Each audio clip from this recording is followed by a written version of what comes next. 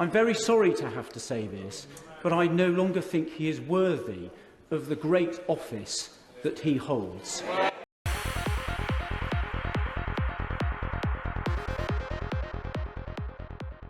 Well, I think it seems like Partygate is not over for Boris Johnson. This crisis and scandal has started. It's been months now. It's been going for ages.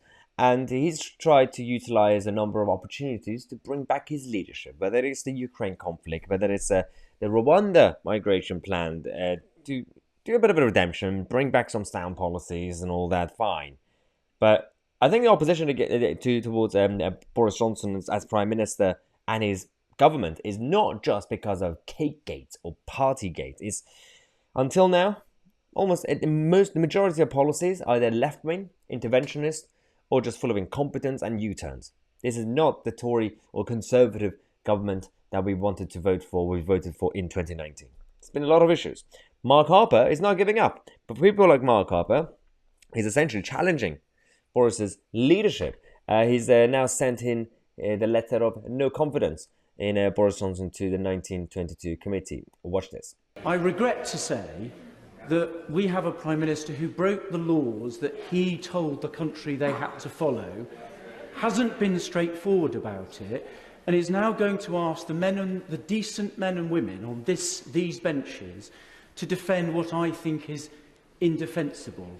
I'm very sorry to have to say this, but I no longer think he is worthy of the great office that he holds. It seems like it's still a problem for Boris. Not everybody have kind of just changed their mind or given up and say, it's okay, let's just move on. Because he has to prove now his leadership in terms of the way he's going to handle the current backlash.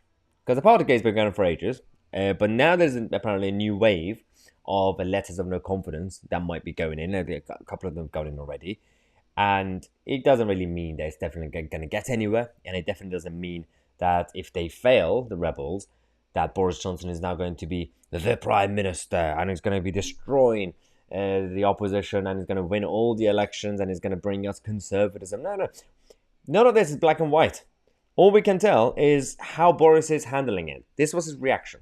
I must say to my right honourable friend, I know the care and the sincerity with which he weighs his words, and I bitterly regret what has happened. I bitterly regret the event in Downing Street, as I have said. But I do believe that it is the job of this government to get on with the priorities of the British people, and that is what we're going to do. That's the line. And that's the current situation in Downing Street, number 10 Downing Street. Considering Rishi Sunak has now gone down, this was the end of the Rishi Sunak honeymoon phase with all the new gossip and rumours that came out about his life. So he's no longer a threat to Boris. But maybe Mark Harper is the new threat to Boris Johnson. Let me know what you think of Mark Harper, whether you think that the Tory rebels, it's now their turn and could be an opportunity for them to take over the party and bring in a new leadership, or do you think they're going to fail and Boris Johnson is going to be focusing on the priorities of this country?